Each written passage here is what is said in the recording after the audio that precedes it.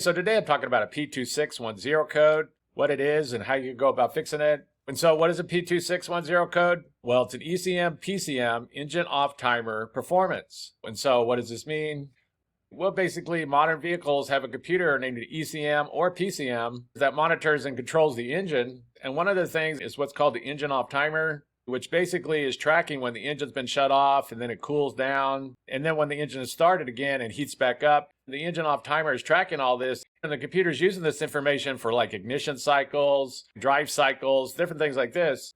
But when you get this P2610 code, the computer's seeing some kind of problem with this. And so it's going to be troubleshooted to know why.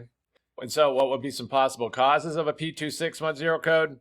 Well, the first thing to go and do is check the battery. Be sure that it's charged good, that there's no issues going on there. Check your battery terminals. Be sure that they're good, that they all look like they're connected good. There's no corrosion going on or anything like this. Because basically all the computers inside the vehicle, they all need a good stable power supply or it can throw them off and just cause problems. And this is going to include the alternator. If there's any kind of issue going on with the alternator, if it's not charging correctly, like overcharging or undercharging, then that's also going to cause problems. If you have a multimeter, there's a quick way to go and test this. Basically, if you go check the battery voltage with the engine off, it should be somewhere between like 12.30 volts to like 12.70 volts, or right around inside that range. If the meter's still connected, you start the engine and you check to see what the voltage is, and that'll tell you the voltage that the alternator is outputting.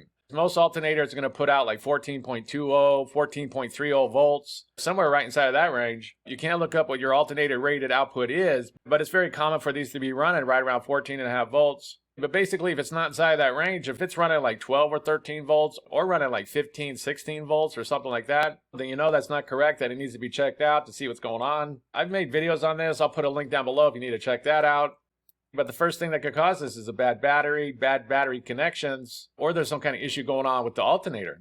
And the next thing that could cause this is a blown fuse. If there's a blown fuse, then that's going to cause problems. So you can't go and check the fuses. Mainly check anything labeled like ECM, PCM, or like ECU or something like that. Although if the engine's starting, it's very likely not a fuse, but it is possible. So the next thing that could cause this is a blown fuse. And the next thing that could cause this is a bad sensor, mainly like a bad engine coolant temperature sensor or a bad ambient air temperature sensor or something like that. It's going to vary. It's going to depend on the vehicle, the year, the make, the model, on which sensors the computer's using. For example, if you have a 2018 Jeep, the computer's using the engine coolant temperature sensor and comparing it to the ambient air temperature sensor to know when the engine's cooled down and when it's heated back up and things along these lines so that it can do its calculations. Although usually if there is a bad sensor, you're going to get another code.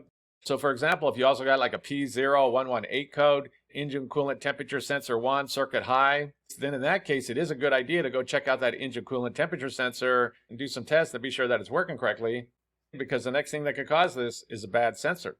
And the last thing on the list is going to be a bad computer, and this can be like a bad engine control module or a bad powertrain control module. Although this isn't too common, usually when you get a P2610 code, it's going to be something else, but it is possible. It does happen sometimes. Troubleshooting if the computer's gone bad can be hard to do. One thing you can do is if you could go up around it, you could check to see if you smell for any kind of like burnt smell or anything like this. Because sometimes when these computers go bad, they get burnt components on the board and you can kind of smell a burnt smell. Not all the time. These can go bad and you don't smell no burnt smell or anything like that. But if you do smell some kind of burnt smell up around that computer, then you know it has a problem. There's some kind of issue going on there. Also keep in mind that the wiring going to the ECM or PCM, if there's like a bad connection or like an open, a short, something along those lines, then that's also going to cause a problem. But the last thing on the list is going to be a bad computer. And so that's basically it. I just wanted to give a basic overview of how you go about fixing a vehicle with the P2610 code. If you have anything to add, please comment down below. If you have any questions, ask me. I'll try to answer them. If this video helps you, please click like, please click subscribe, and have a good day.